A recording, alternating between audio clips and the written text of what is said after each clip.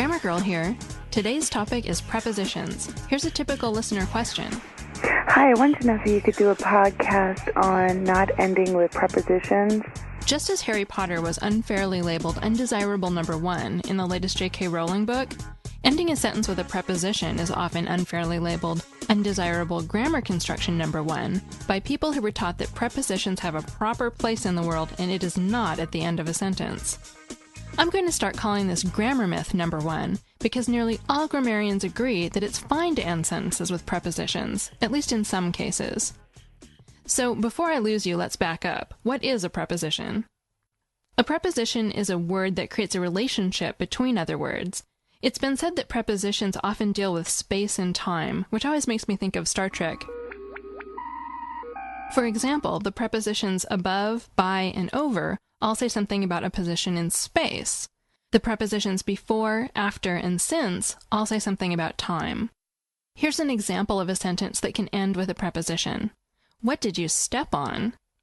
A key point, you might say a quick and dirty tip, is that the sentence doesn't work if you leave off the preposition. You can't say, what did you step?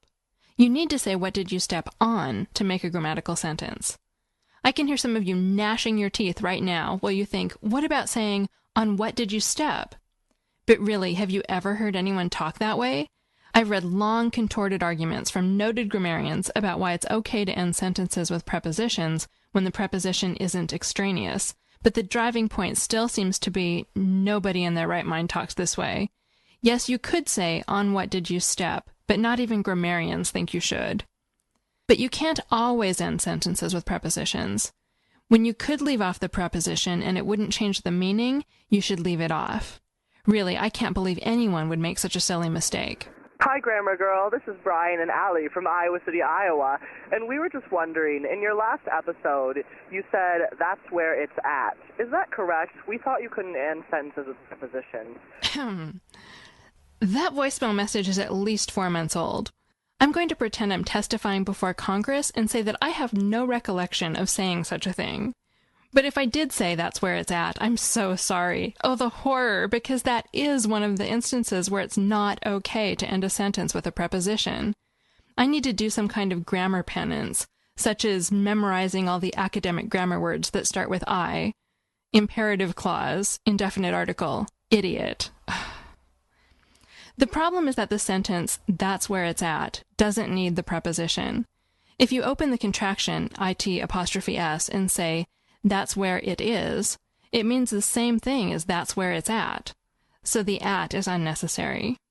The problem with unnecessary prepositions doesn't just happen at the end of sentences. People often throw extraneous prepositions into the middle of sentences, and they really shouldn't. Instead of saying Squiggly jumped off of the dock, it's better to say Squiggly jumped off the dock. You see, you don't need to say off of the dock. Off the dock says the same thing without the preposition.